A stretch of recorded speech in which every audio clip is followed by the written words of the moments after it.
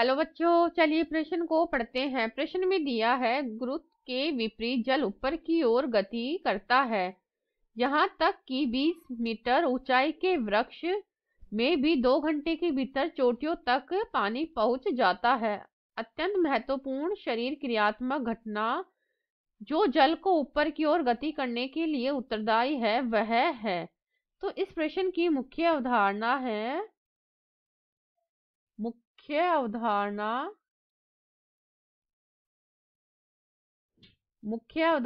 है परिवहन। पादपों में परिवहन। तो इसमें क्या होता है, जल तथा भोजन का पादपों के अन्य भागों में जाइलम तथा फ्लोएम की सहायता से पहुंचना परिवहन कहलाता है। तो इसमें गुरुत्वाकर्षण बल क्या होता है, पहले वो देखिए। गुरुत्वाकर्षण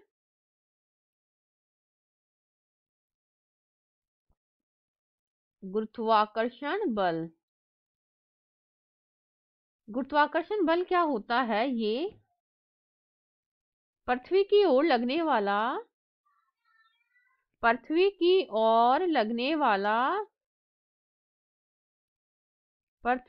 लगने वाला जो बल होता है उसे गुरुत्वाकर्षण बल कहते हैं।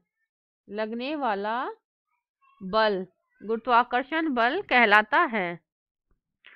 तो इसमें क्या है, गुरुत्व के विपरीत जब जल ऊपर की ओर चढ़ता है, गुरुत्व के विपरीत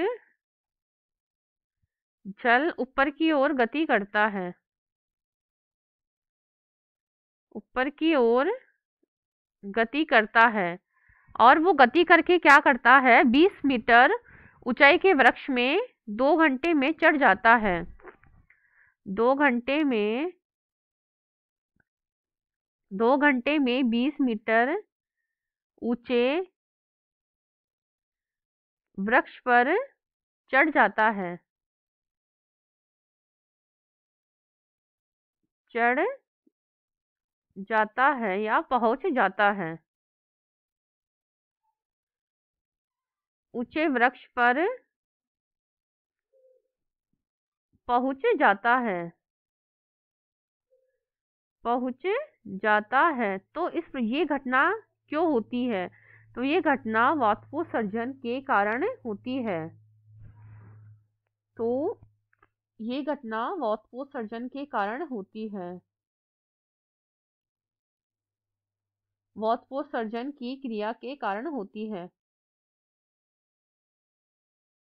वाष्पोत्सर्जन में क्या होता है, पत्तियों से निरंतर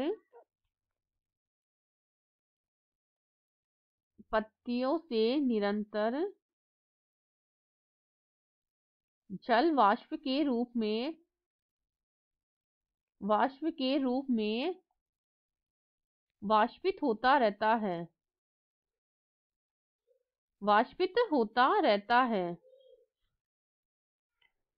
होता है जिससे क्या होता है, पादप में पानी की कमी हो जाती है।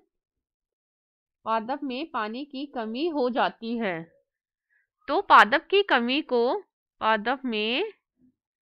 जल की कमी हो जाती है। तो जल की इस कमी को दूर करने के लिए पादप क्या करता है, जड़ों से जल को निरंतर खींचता रहता है।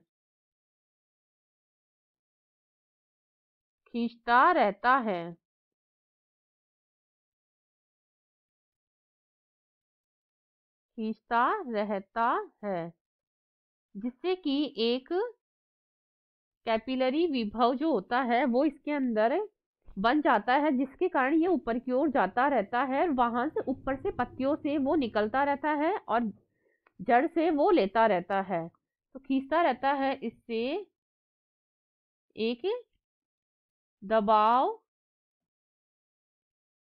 बनता जाता है, वो वाष्पोत्सर्जन की क्रिया के कारण। वाष्पोत्सर्जन की क्रिया के कारण क्रिया के कारण दबाव बनता है।